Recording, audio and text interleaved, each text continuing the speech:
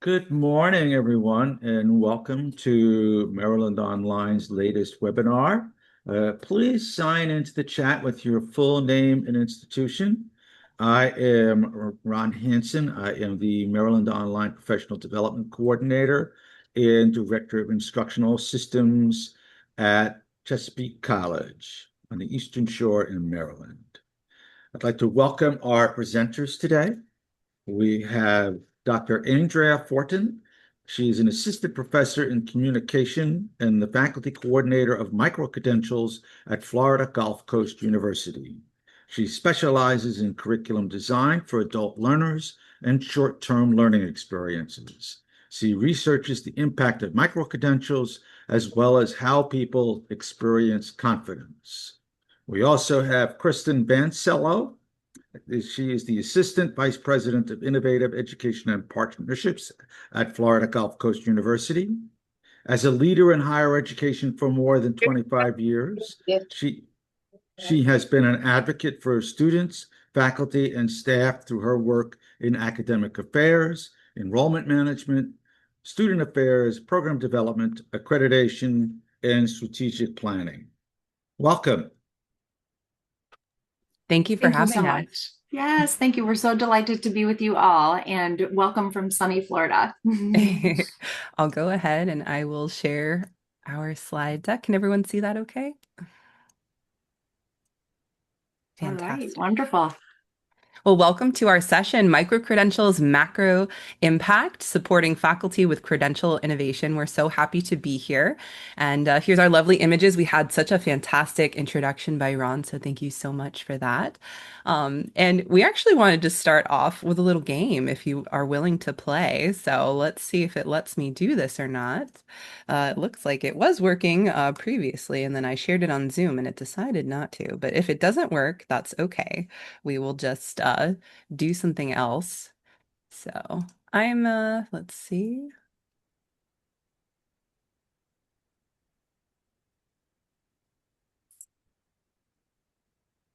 I promise it was I'm working. glad we're giving it a try online because I've never tried to We use are. Kahoot online before in a Okay, there synchronous we go. environment. Okay, so now it wants me to redo everything I did before, but that's okay because I have it all set up and this is its last chance to work.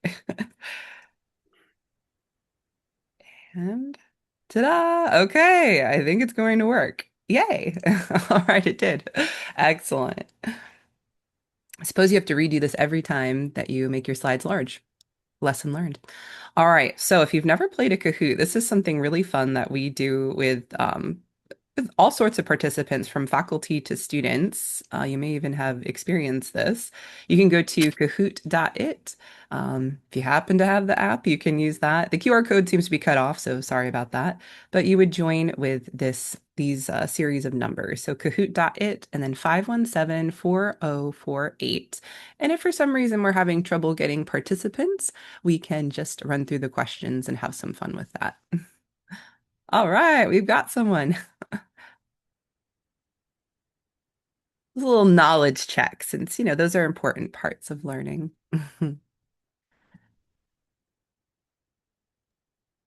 By show of reaction, how many of you use Kahoot or a similar tool in any of your teaching and learning experiences?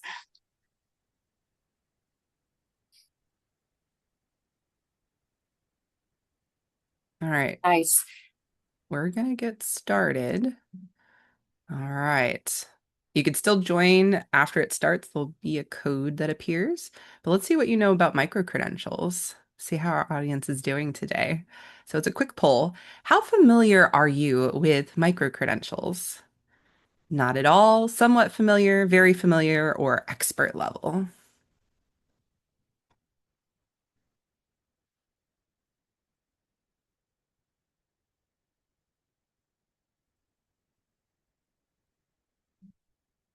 All right, we are somewhat familiar, very familiar, or experts. Excellent. I love it. All right, what are micro-credentials mainly used for? Travel experiences, job skills, sports achievements, or cooking recipes?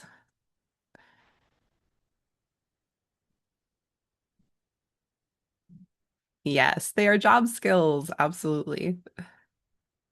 Oh, RC in the lead here. All right, true or false? Micro-credentials replace degrees. Yes, they do not replace degrees. They are a wonderful and to what people are doing in degree programs. Oh, the board has shifted. All right, only two questions to go. Micro-credentials help prove what? Specific skills, general knowledge, height, or age?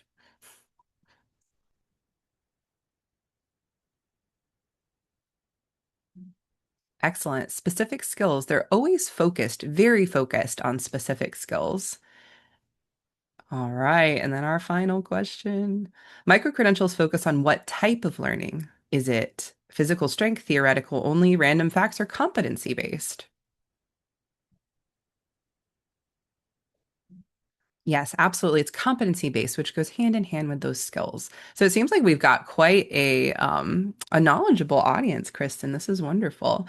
So you understand the premise behind micro credentials, which is wonderful because our session is really aimed at helping you support people who may be new to micro credentials or trying to get that buy-in process to happen. Well, congratulations to our winners. Let me see if I can get this. I might stop sharing for just a moment to get this working a little differently. All right. And we're going to hop in over here. All righty.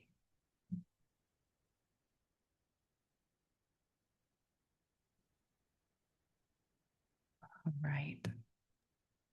So what we just witnessed was something similar to what micro-credentials are doing with our learners. And that's really using gamification, giving them that opportunity to really achieve something maybe on a shorter term scale, but then have that opportunity to share that achievement and really have the focus be on what did they achieve? What are those skills, competencies, and abilities that they now have as a result of going through that short-term experience? So it's a great example of where we're using gamification in higher ed these days, isn't it? And to confirm that you understood what you just learned about knowledge checks, and it's a little bit more fun whenever it's a game, right? Versus just a traditional quiz. So we're going to give a very, very brief overview of how we orient ourselves to micro-credentials so you know where we're coming from, our standpoint on that.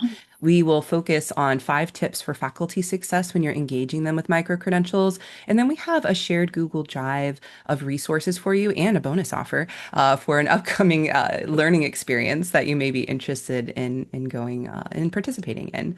So I'll turn it over to Kristen to give that background. You got it. So FGCU, if you're familiar with us or not, we are located in Southwest Florida. And so if you're familiar with the state of Florida, we're in the Fort Myers, Naples area. And we are now in our 27th year of existence. So we're relatively new. We are part of the state university system, but we are also one of the institutions in Florida that is primarily focused on our regional comprehensive mission. And so because of that, we've traditionally been focused on offering programs of strategic emphasis to Southwest Florida. But we certainly, like many institutions, look at what that global impact is. What is that statewide impact of what we do? Because we know that not every one of our learners stays here after they graduate, but primarily, 50 to 55% of our student population at FGCU are members of our regional community that have chosen to stay here in order to pursue their traditional programs of interest, whether that be at the bachelor's degree level or their graduate degree level. So we were founded and we began in 1997, and we offer 66 undergraduate degrees, 7 doctoral degrees, 28 master's degrees, and 19 academic certificates, all before we jumped into exploring micro-credentials back in 2019. So at FGCU, we love micro-credentials, and we truly have embraced them within our culture.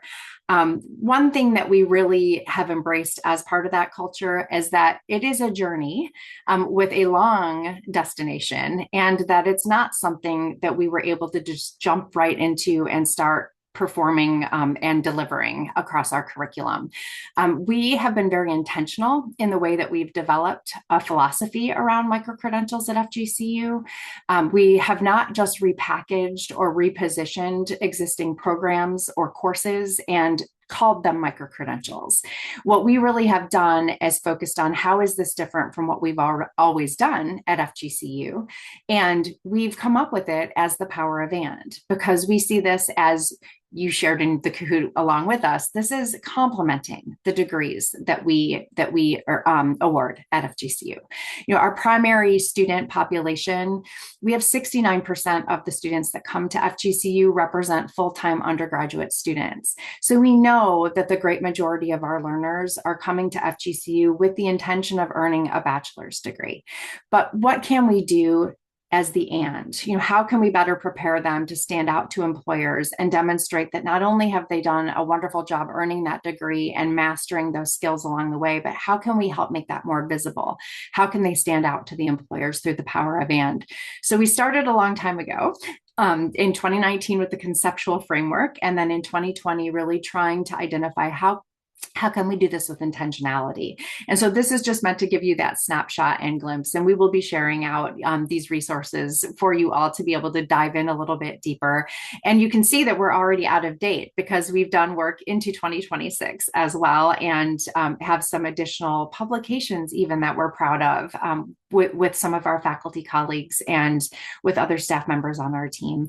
And so we continue to do more and to continue to grow and evolve within our model. So how did we get started?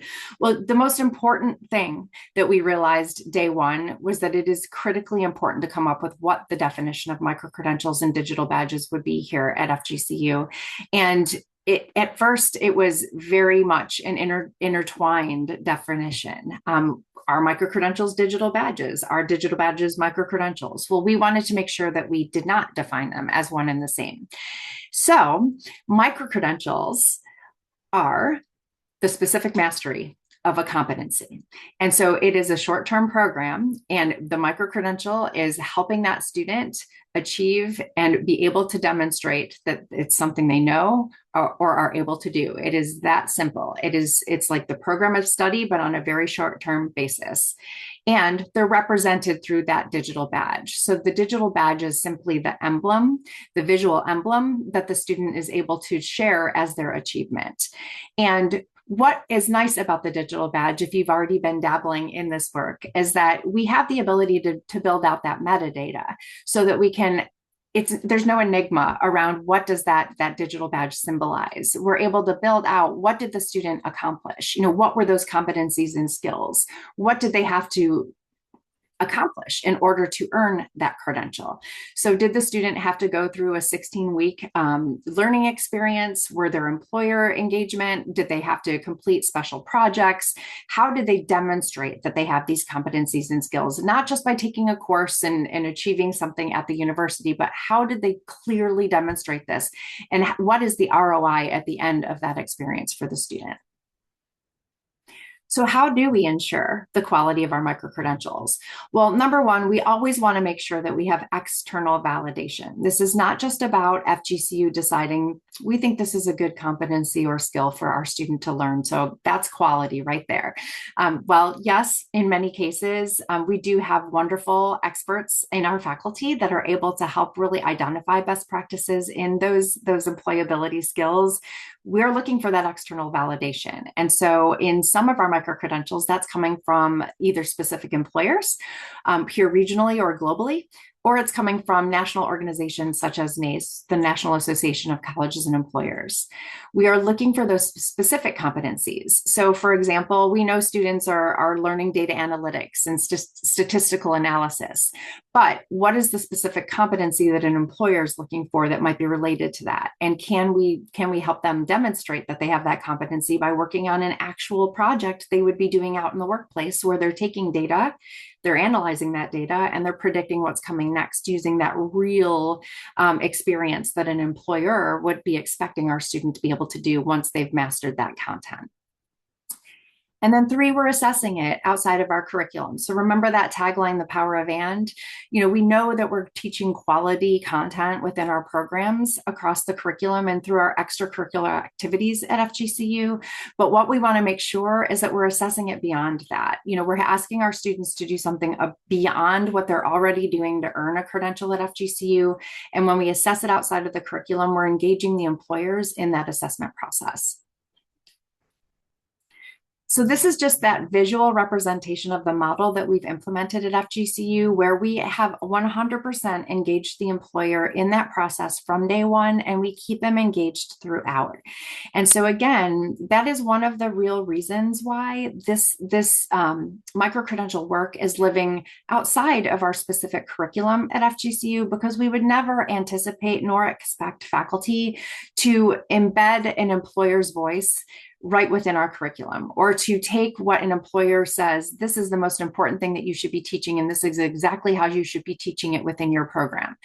No, we certainly want to listen to that feedback from our advisory committees and our employers, but we want our faculty to retain that academic freedom and to be able to teach the content in the way that they best see aligned with our programming. This is our way of helping that employer have confidence and trust in the way that we're teaching content, but also to provide feedback along the way, even to the point where they're helping to assess the student learning in that competency-based experience through the micro-credential. So how have we done this? Well, we have established 3 different types of micro-credentials at FGCU. And to any of you who have learned about us or heard about us in the past, I'm sorry for any repetitive information that I share right now, but this is a really quick and dirty a summary of what we've done. And so these are all different and intended for different audiences that we serve as participants at FGCU.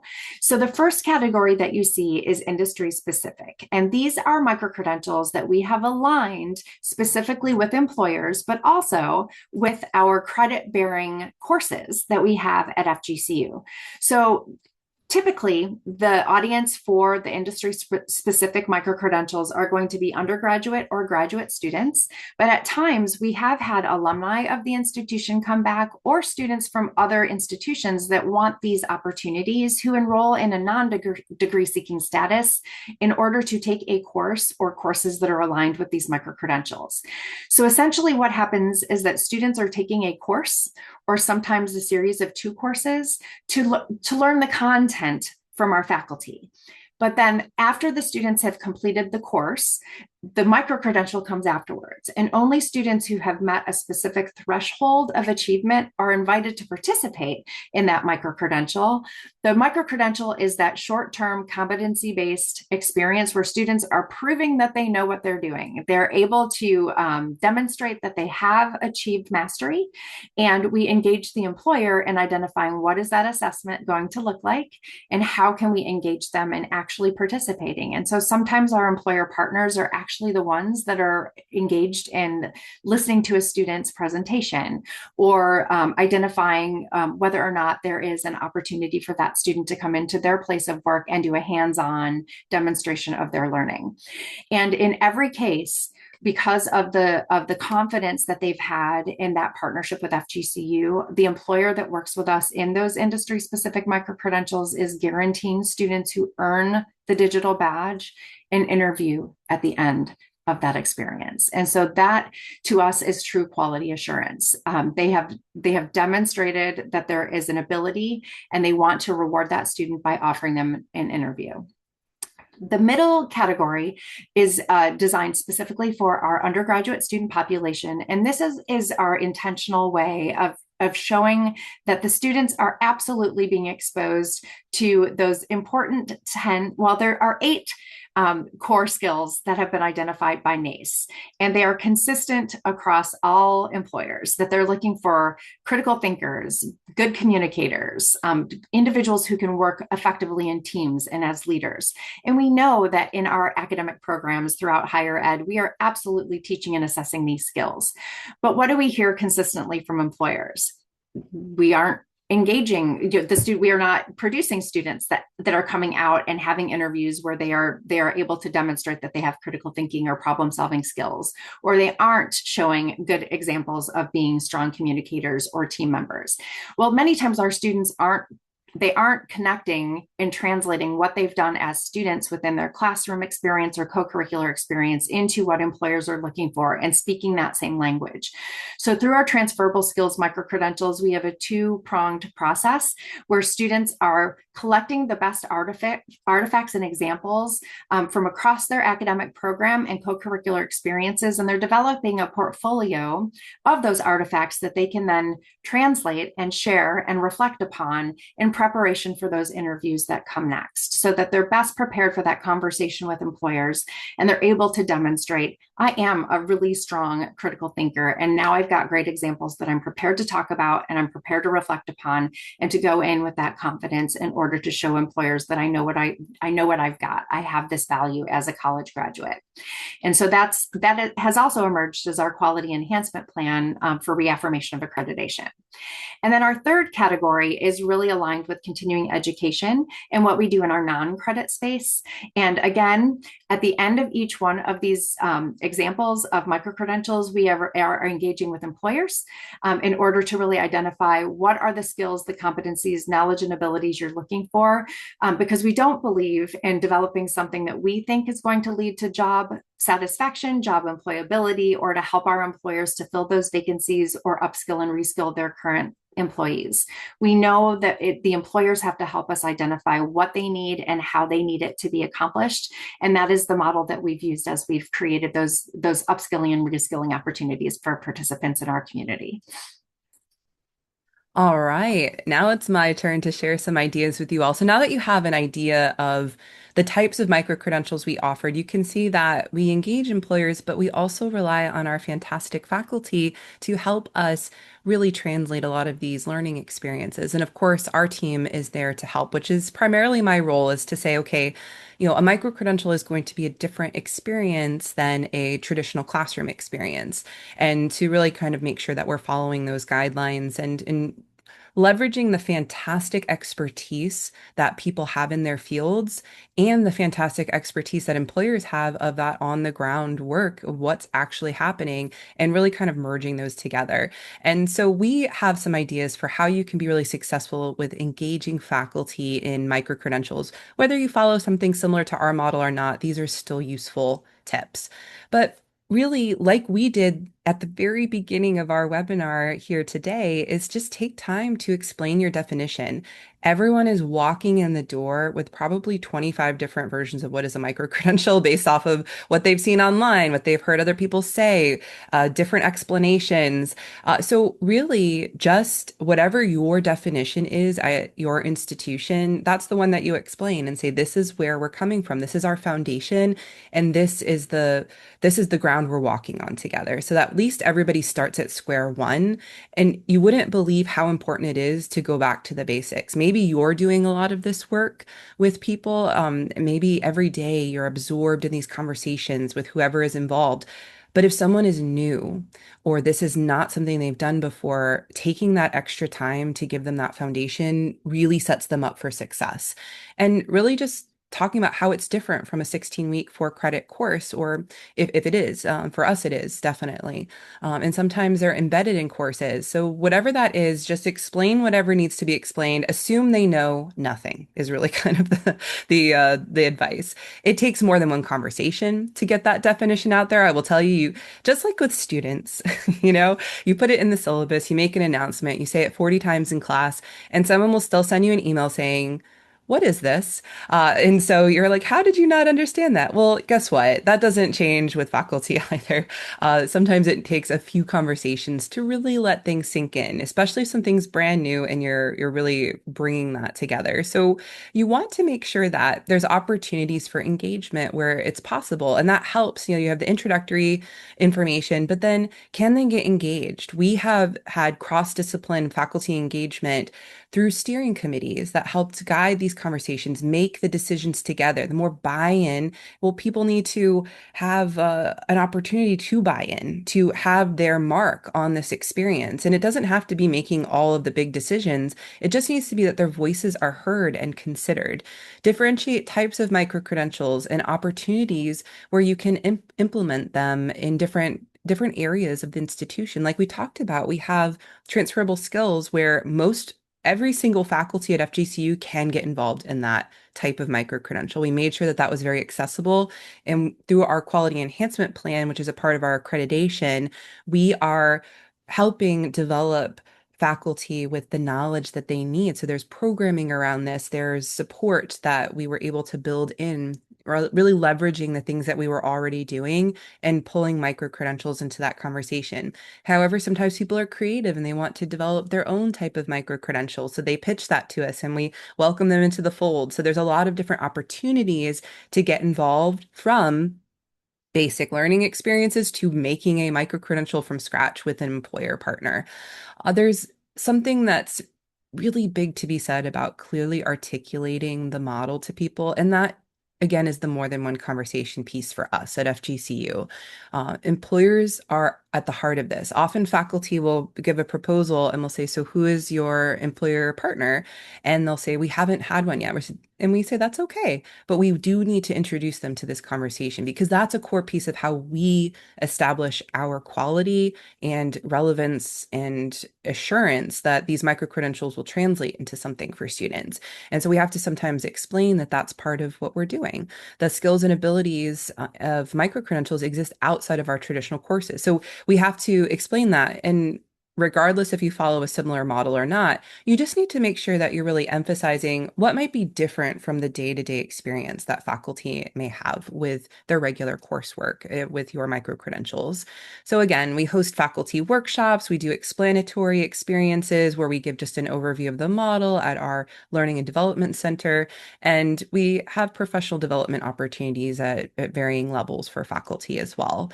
And honestly, we just visit them where they are at Faculty Senate, departmental meetings. We're always happy to engage with people and say, hey, how can you get involved? How will this help further the goals you already have? What are you trying to achieve? Is this in alignment? Because everything we have designed is in direct alignment with our university's strategic plan and our student success initiatives. And so we have many opportunities for people to easily walk into that conversation and claim how they are supporting that work. So they don't have to reinvent the wheel and they have a support team already. So the more you can lay that foundation, the better. And then always check for understanding along the way. Again, you're probably saying, this is how we work with students. Well, guess what? A lot of those philosophies apply to working with faculty as well.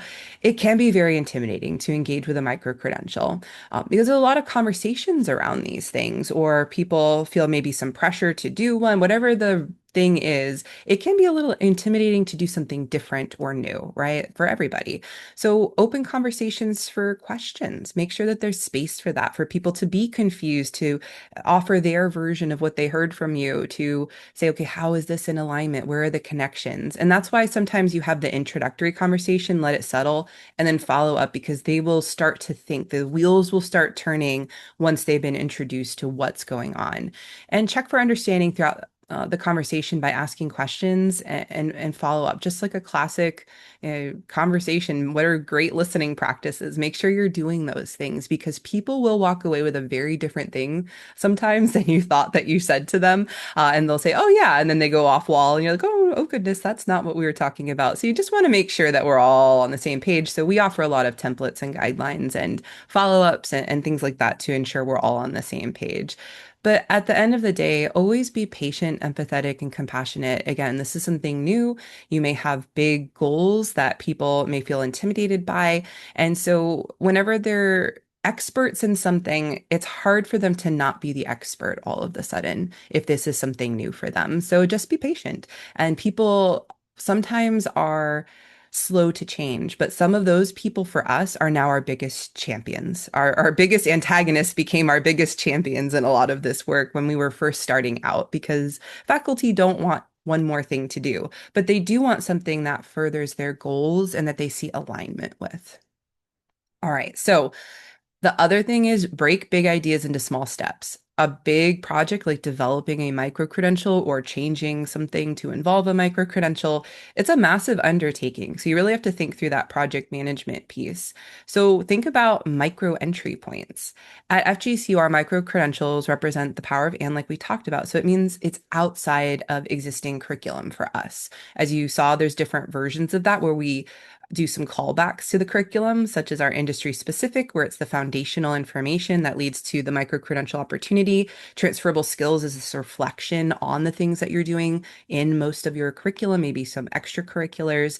But we just make sure that we have a solid understanding of how does this connect to a micro-credential, regardless of the type for us. So there's potential to try new content through non-credit and continuing education courses. This is where we would build something new. And we have to make sure that people understand where are the entry points into engaging micro-credentials at FGCU. So there's those three different types, and not everything needs to be made from scratch. We don't need another communication-focused transferable skill because we already have that, right? So we want to make sure people understand what already exists and what needs to exist. And there's potential to award credit through credit for prior learning practices if or when non-credit learners convert to traditional programs. So is there a stackability component to your micro-credentials? Is that opportunity present in your learning system? People love it when they do something small that then leads to something big. So they're just taking it one step at a time. So that's something that we are always actively thinking through of how do we connect the dots from this small learning experience to even a degree program. And short-term credentials are truly bite-sized learning. You don't want to say, okay, this is basically a 3 credit hour class crammed into 10 weeks or something like that. You really want to make sure you think, what are the skills? What are the competencies? So help faculty understand they don't have to take a whole textbook and make it into just a really fast program. That's not what we're trying to do. Sometimes that's the approach that faculty will feel they need to take because that's what they know. And so you really want to talk through that philosophy of, okay, so what are the three things people really need to know in order to do this? And you can shape it from there. So you can really kind of start that conversation small. And we already talked about that stackability into your degree programs, or maybe entry points into subject area that they may not have previously considered, but may be higher levels of employment opportunity for students that you could introduce them to, which would be very exciting. So begin at the beginning of your process. You could talk about a big overview of the project, but honestly, when you're asking faculty to build something, just do it one step at a time. Break it up into check-in meetings, small deliverables at each step. Unless you've got someone who's done it before, they know what they're doing and they're ready to hop in, that's not usually the case. So you want to really just make sure that someone feels like they can do this one step at a time, because immediately they're going to want to think, how do I get to this end product? And you have to say, all I need you to do is have a conversation with an employer and ask them what they're seeing on the ground level. That's step one, right? Whatever that happens to be. Step two is we reflect on that conversation, make a summary of it, and send it back to the employer, right? Whatever it happens to be. So you tell them all they need to do for this moment is this one thing. We will get to building the course. We will get to all the assets and videos and fun gamification and all of that stuff. We will get to the assessment with employer feedback, but really kind of helping them walk through this one step at a time helps make it less intimidating and less overwhelming, especially when people's plates are already full. So it really helps with that. Give feedback quickly when something's turned in, because huzzah, a faculty member did something outside of their regular job to support this incredible work you're doing. Please thank them right away. Thank you so much for getting this in. Let's talk about it when you have an opening in your schedule in the next 2 weeks. Let me know, and you celebrate it. Like, it's so great, that. So you just definitely want to let people know it's appreciated when they go above and beyond, because this is incredible work that does benefit students. So again, I've mentioned this a few times. Clear templates and models. People love a fill in the blank, I'll tell you that. They love like seeing an example. They love seeing how does this work, because it's new, it's weird. They need to conceptualize it. So a lot of people are visual. So you having that is so incredibly helpful.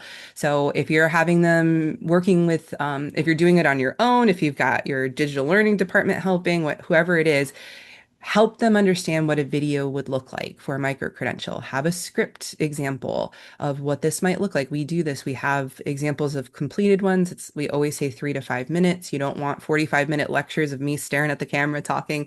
That would be a terrible micro-credential experience for someone who's like trying to do this in bite-sized chunks and in between their job and their school and all this type of thing. We want easy access for our learners.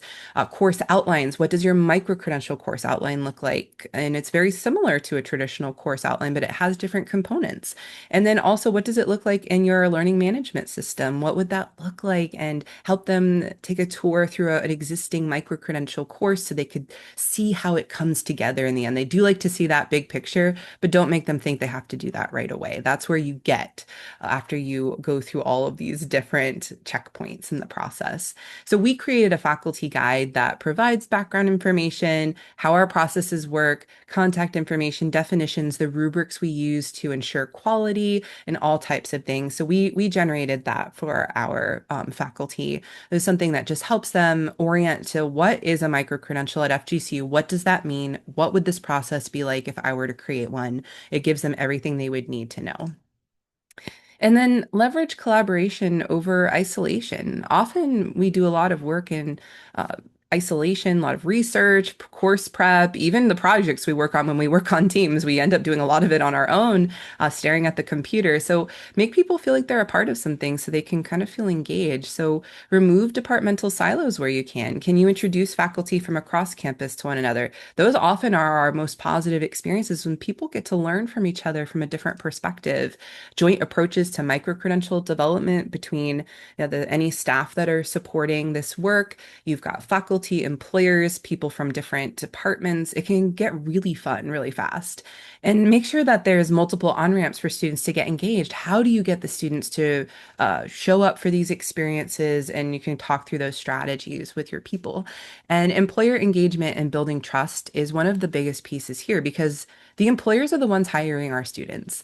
So we need their stamp of approval on our learning experiences. And often, probably almost every single time we talk to an employer, it's not just about the micro-credentials. They'll say, oh, we really want to hire your students, or we really wish you would offer this course or this requirement, or this thing on the transcript is always a little weird. We would learn things that would improve our academic programs just by having open, honest, conversations with employers. Every time I've been a part of it, always something else comes up. And you have a dean or a chair attending some of these things, and they'll say, oh my gosh, look at this small change we could make that will change our students' lives. You wouldn't believe the things that come out of those conversations. So it doesn't just help build micro-credentials, but it builds a relationship that benefits your institution.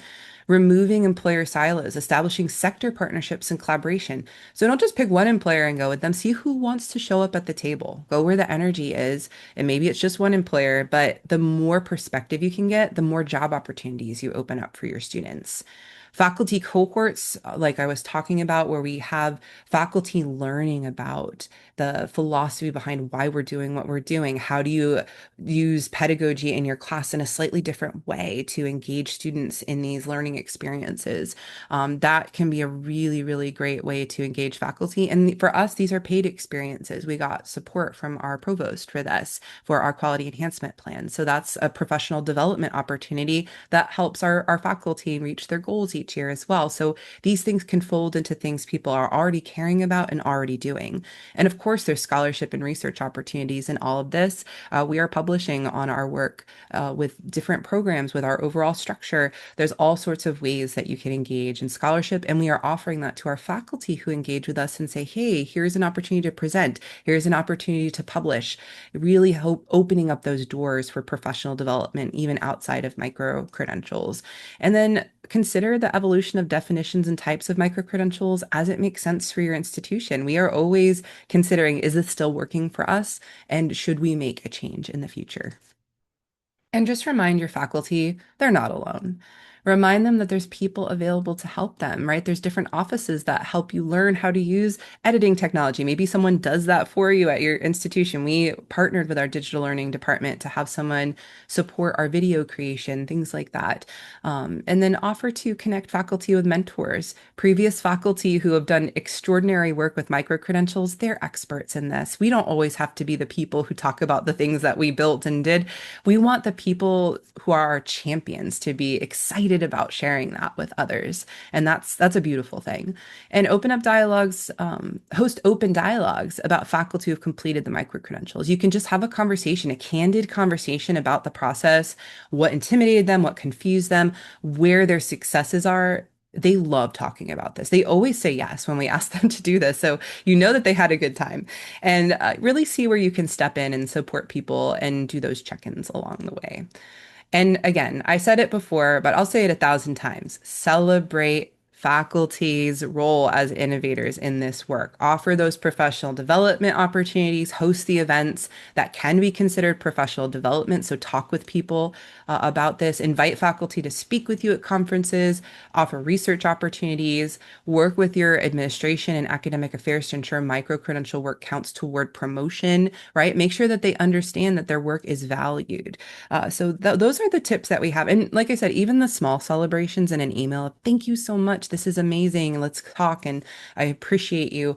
People love that in general, but like especially if they're going above and beyond, you want to make sure people understand you genuinely care that they have done that work. So we wanted to share some of the resources in our Google Drive where you can see some examples of the things that we've generated. There's our policy, a variety of things in here as well.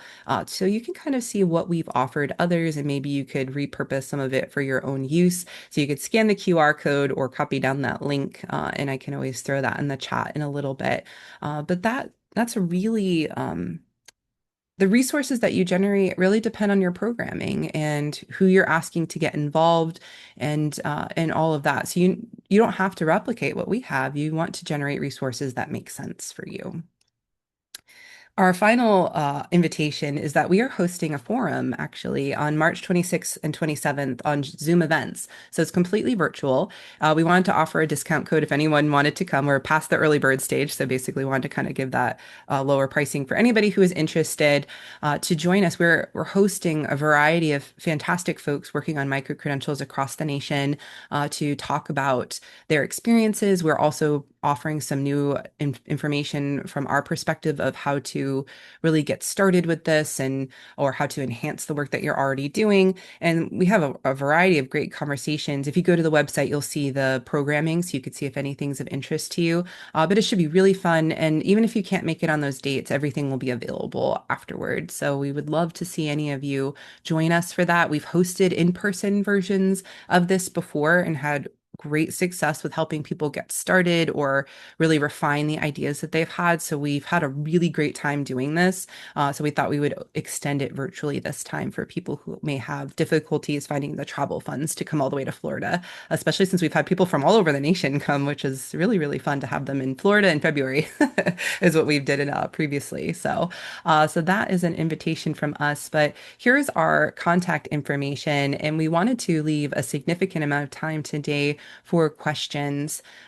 If you had any for us about what we've shared here or any concerns or open conversation, we're really here for it all. So I'm going to go ahead and I will leave this up for a moment and then I'll stop sharing my screen. But Kristen, do you have any final concluding thoughts for everybody?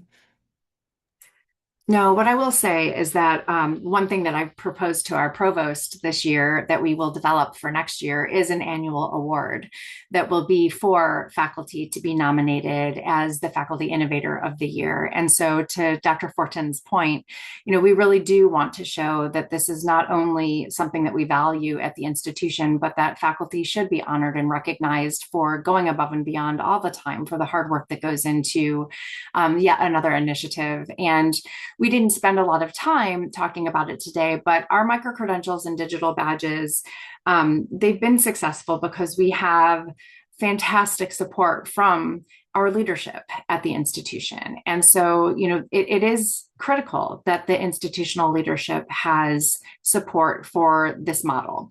And we have a strategic plan that was launched a year ago, and within it, the development and issuance of specific micro-credentials that align with other elements of our strategic plan, those are specific objectives that have emerged. And so this has been institutionalized. And when we think back to one of our original early slides, you can see that this was a work in progress over a number of years, but it became a priority for us and continues to be. And so, we look forward to where we're going to be going from here. And, it's all about that continuous improvement and ensuring that we're bringing those employers back into the conversation. It's not like, okay, we've created this, let's just keep offering it. We've really created a good assessment process internally to say, okay, every 3 semesters of offering something if it's course aligned, every 1.5 years if it's not connected to a semester calendar or academic calendar. Let's make sure that we're bringing those employers back routinely so that we can continuously engage them and get that feedback and make those tweaks along the way. So even though this is not something that is aligned 100% with some of those accreditation requirements, we 100% believe in making sure that quality assurance remains really at the forefront of the work that we're doing. And in the Google Drive link, I did throw that in there as well. You'll see the faculty guide is in there. And at the very end of it, you'll see that we adapted the Quality Matters rubric to really review our micro-credential programmings to ensure that quality control on those ends. So it's not just the 3 things that we shared today, but we do have some pretty rigorous standards that we follow in terms of design as well. So you get a glimpse of that in that faculty guide if you're interested in looking. So you'll see in the Google Drive a book chapter about how to get started with micro-credentials in general, our faculty guide, a case study that Instructure did on us and our program and model, and then our university policy on micro-credentials, and it has definitions in there as well. So feel free to take a look at that and send us an email if you have any follow-up questions. But does anyone have any questions right now for us? Please, you can unmute if you'd like to ask your question, or you can type it into the chat. Thank you very much, Andrea and Kristen, for your presentation. A lot of good information and very useful.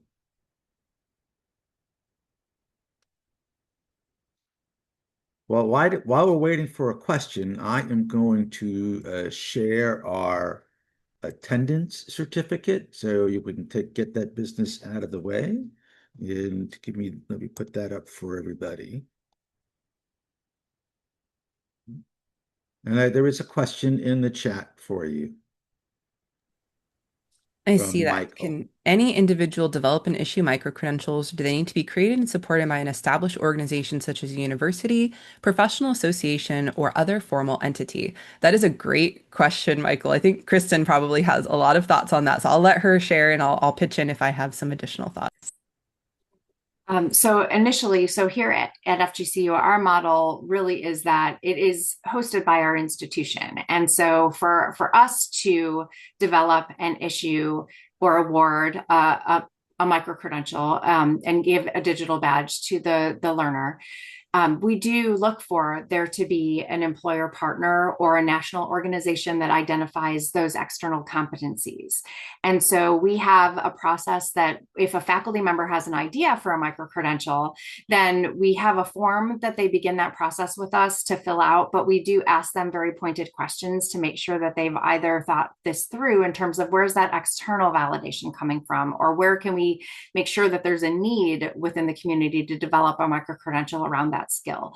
And so we are always looking for that external voice to help provide the guidance and to make sure that if we build it, they will come. Not let's build it and see if they come, because we think that it is something that that would garnish that excitement and that response. I think where we have a lot of really great debate and conversation is around some of those hot topics like artificial intelligence and other things where we know learning these skills is critically important to people. And so I do believe, that some folks who people want to learn the best ways of using AI to improve their efficiency and to be able to learn the tools to use it ethically and responsibly. And so, we want to create that programming and help individuals to be able to maybe earn a micro-credential around that space. But we're always looking for, okay, but then where's an employer on the other side of it that says, okay, yeah, that is important to me that someone learn it. And now I want to be able to say, okay, because FGCU taught it this way, and I was able to see them apply it to a project in our real world environment, we still have that employer validation on the other side of it. So I hope that helps answer the question. And I'll just add that literally anyone can issue a micro-credential if you pay for a digital badge, if you create the program, and the market is absolutely saturated. However, I hope that you can see through our program that if someone clicks on the metadata of an FGCU issued micro-credential, it's going to hold a lot more weight than a random. I took a communication quiz online from this random organization, right? They're going to see, okay, a university backs this up. And when they go in there, they see the description that it is, a very rigorous assessment process and the competencies that they are demonstrating. So, what is the value of a digital badge that is earned? It's the value you create. And as you heard through our different types of micro credentials, we really focused on what is the outcome of earning this digital badge. Not that it just exists out in the world, but what does it give someone? A guaranteed job interview is better than just a random digital badge that you earned online. A conversation with an employer as an informational interview. Oh, you try to offer these types of things. The ability to reflect on your experiences and articulate them in a future interview. That is something they walk away with in our transferable skills digital badges. So we think about the entire process and experience and outcome, not just a random learning experience and digital badge they get at the end, but what is the value they can actually walk away as we have to continuously justify our existence as higher education. That's what we are doing. That is one of our strategies for student success and to showcase that we can play well with employers. We can get people employed. We are committed to that. And so that's what our programming represents. So while anyone can issue them, do they have the same value? I would say no. And we feel very strong in our justification for why our micro credentials have true value for our students and any of our participants, because we do issue them for folks outside of our university as well who just happen to find us and want to participate in one of these learning experiences. I hope that adds additional, conversation to that. But yeah, it's a big one. People are always debating what's the value of a digital badge, what's the value of a micro credential. It's a hot topic in and of itself. And one thing that we didn't really bring up is that we were so committed to it being part of our student success initiatives that we do not pass along any charges to our students for the transferable skills micro-credentials or the industry-specific micro-credentials. So we're always, getting creative with how can we help compensate faculty for their work in this, in this domain. And we want students to achieve. We don't want students to have to invest even more, even though it's the power of we don't want the student to have to pay more for that experience. And so we've really pursued different grant opportunities and sponsorship opportunities with some of our participating employers, and that has helped us offset the cost. So we've had that question come up frequently.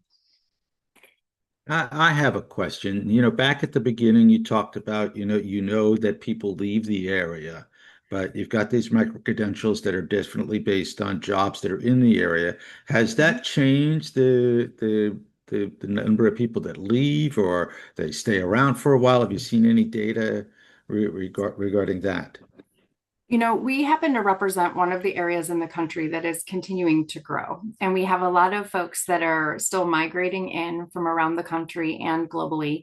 But we do have an outward mobility of that more traditional college-aged individual. And so it's new enough that we don't have the long-term data to be able to share if this is helping keep our students here. But what I can tell you is this.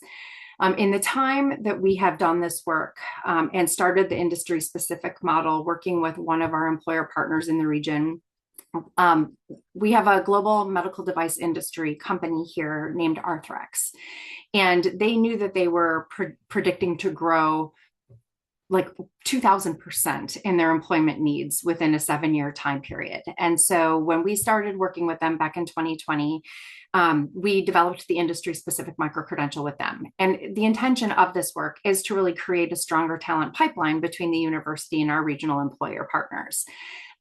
While not every individual and not every student is ever going to pursue these micro-credentials and digital badges, one of the benefits of working with your employers this strongly and this closely is that they're getting a better glimpse into the university as a whole. And we're developing a trusting relationship that is a two-way trust. And so back in 2020, we had approximately 50 of our students who had graduated, our alumni, working for Arthrex.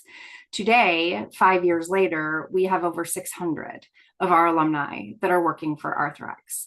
So that's one example with one employer. And no, not every one of those individuals got a micro-credential. I mean, only a fraction of them went through that very specific pathway to be able to apply for and be interviewed for specific job opportunities. But that relationship that we've built with the employer has been extremely meaningful and fruitful for the students that are graduating from our region. And they are getting great jobs with great pay. And it's helping us to retain that talent here in Southwest Florida. And so, yes, that to me, that's an example of it.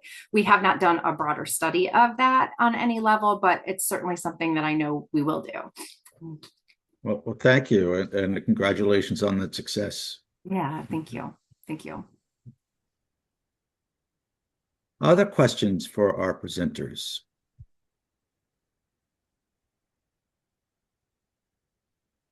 Don't be shy.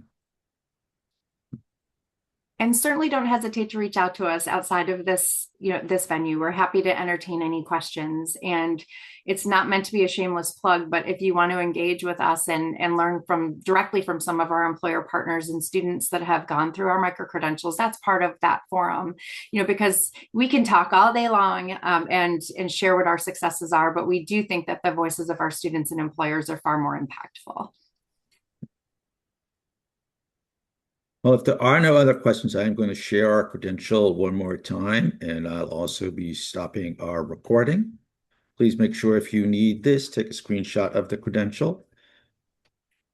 And I want to thank our presenters very much for everything that you've offered today. A wonderful presentation. Thank you very much. Thank you again for having us. Yeah, this was wonderful. Thank you for your great questions and an attentive audience. This was lovely.